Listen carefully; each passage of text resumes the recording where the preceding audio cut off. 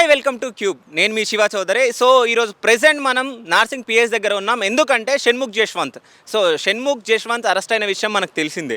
So ఎందుకు arrest అయ్యాడు? వాళ్ళ బ్రదర్ సంపత్ ఒక అమ్మాయిని వాడుకొని వదిలేశాడు అని చెప్పేసి ఆ అమ్మాయి కేసు పెట్టడంతో, అమ్మాయి ఎవరో కాదు మోనిక్ అనే అమ్మాయి కేసు పెట్టడంతో ఇన్వెస్టిగేషన్లో భాగంగా వాళ్ళ ఇంటికి వెళ్ళడం జరిగింది.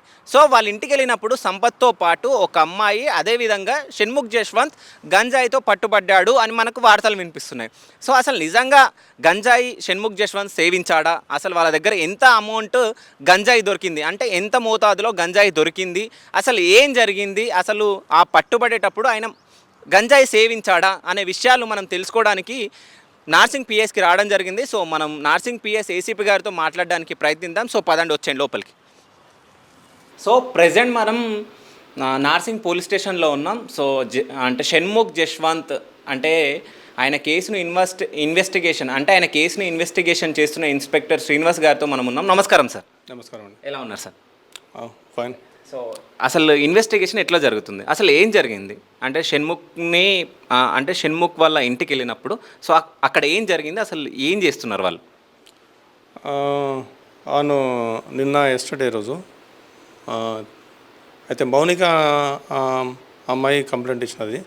ఆమెకు సో సంపత్ వినయ్తోని పరిచయం ఏర్పడిందని చెప్పేసి అతను ప్రపోజ్ చేసినాడు. తర్వాత అతనితో రిలేషన్షిప్లో ఉన్నప్పుడు అతను మ్యారేజ్ చేసుకుందని చెప్పేసి ప్రమోట్ చేసినాడని చెప్పేసి, దాని తర్వాత అతను వేరే అమ్మాయితోని కాంటాక్ట్ పెట్టుకునేసి ఈమెను అవాయిడ్ చేయడం మొదలు పెట్టడం వల్ల ఈమె చీట్ చేసినాడని చెప్పేసి నిన్న మాకు కంప్లైంట్ ఇవ్వడం జరిగింది. దాని విషయంలోనే ఆ కేసు నమోదు చేసినాము. ఇన్వెస్టిగేషన్లో భాగంగా అతన్ని రిమాండ్కు తరలించడం కూడా జరిగింది. తర్వాత ఇదే విషయంలో తన తమ్ముడైనటువంటి షణ్ముఖ్ సంబంధించి on reliable information Narsingi police వారు కూడా అతని దగ్గర కొంచెం గాంజా ఉందని చెప్పేసి సమాచారం రావడం జరిగింది. అదే విషయంలో మైనర్ క్వాంటిటీలో రికవర్ చేసి దానిపైన ఎన్డీపీఎస్ యాక్టు ఎఫ్ఐఆర్ రిజిస్టర్ చేసి అతని మీద కూడా చర్యలు తీసుకోవడం జరిగింది. ఓకే, అంటే వీళ్ళిద్దరిపైన ఏ కేసులు ఉన్నాయి సార్ ఇప్పుడు? అంటే ఐపీసీ సెక్షన్స్ ఉంటాయి కదా, ఏ సెక్షన్స్ ఉన్నాయి? సెపరేట్గా ఉంది. మౌనికకు రిలేటెడ్ సంపత్ పైన తనను మోసం చేసినాడని చెప్పేసి రిలేషన్షిప్లో ఉండి తను ప్రామిస్ చేసి పెళ్లి చేసుకుంటా అని చెప్పేసి మోసం చేసినాడని ఆ రకంగా చట్టపరమైన చర్యలు.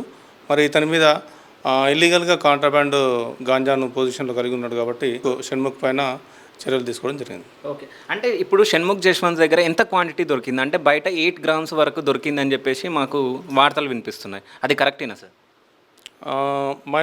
Small quantity between 16 to 18 grams అంతే. ఓకే, సో అంటే ఈ గ్రామ్స్ ఏమన్నా అదే డిఫరెన్స్ ఉంటుందా? అంటే ఇంత గ్రామ్ దొరికితే ఏం కాదు, లేకుంటే ఇంత ఉంటే క్వాంటిటీ వాటిపైన కేసు పెట్టవచ్చు అనేది ఉంటుందా? లేకుంటే 1 gram దొరికినా అంటే మిల్లీగ్రామ్ దొరికినా కానీ కేసు పెడతారా? As per NDPS act procedure ప్రకారంగా మైనర్ క్వాంటిటీ ఉంటుంది, small quantity and intermediate quantity and larger quantity ఉంటుంది.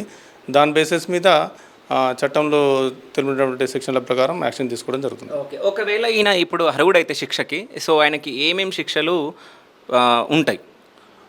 విచారణలో ఉంది, విచారణ దశలో ఉంది. అది తదుపరి సాక్ష్యాధారాలను బట్టి సెక్షన్స్ యాడ్ అవ్వడం జరుగుతుంది.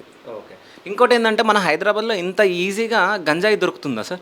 అంటే తిను వైజాగ్కి సంబంధించిన అబ్బాయి, అంటే వైజాగ్ ఏజెన్సీ ప్రాంతాల్లో ఎక్కువ గంజాయి ఉంటుంది అని చెప్పేసి మాట్లాడుతూ ఉంటారు. సో అక్కడ నుంచి ఇక్కడికి హైదరాబాద్కి తేయడం జరగవచ్చా? లేకుంటే అంటే మధ్యలో ఆయన తీసుకొని వస్తే ఒకవేళ ఎక్కడ చెక్కింగ్లో అంటే పట్టుబడలేడా? దీనిపైన ఏం మాట్లాడతారు? ఇది ఇంకా విచారణ దశలో ఉంది. అతను ఎక్కడి నుంచి తీసుకున్నాడని చెప్పేసి ఇంకా ఇన్వెస్టిగేషన్ జరుగుతుంది. అయితే నానక్రామ్గూడలో వేరే పర్సన్స్ ఏమైనా ఇచ్చి ఉండొచ్చు, లేదంటే వారు యాక్చువల్గా హెయిల్స్ ఫ్రమ్ వైజాగ్ ప్రాంతం కాబట్టి అక్కడ నుంచి కూడా వచ్చి ఉండొచ్చు. ఇన్వెస్టిగేషన్ జరుగుతుంది కాబట్టి తదుపరి విషయాన్ని వెల్లడిస్తాం. అయితే ఇంకోటి ఏంటంటే ఇప్పుడు స్విగ్గీ జొమాటో, సో దీంట్లో ఇక్కడ ఏమవుతుందంటే దీంట్లలో కూడా గంజాయికి సంబంధించిన వస్తువులు అంటే వీళ్ళు స్టఫ్ అందులో వేసుకోవడం అది వాళ్ళు అంటే పబ్లిక్గా ఇట్లా అమ్ముతున్నారంట. సో వాటిపైన ఏం చర్యలు తీసుకోరా? ఇటువంటి విషయాలు ఇంకా దృష్టి రాలేదు సార్. ఒకవేళ వస్తే వాటి మీద కూడా విచారణ చేపట్టి చర్యలు తీసుకుంటాం. ఓకే. సో మొత్తానికైతే షణ్ముఖ్ జశ్వంత్ అంటే కేసు ఇన్వెస్టిగేషన్లో ఉంది.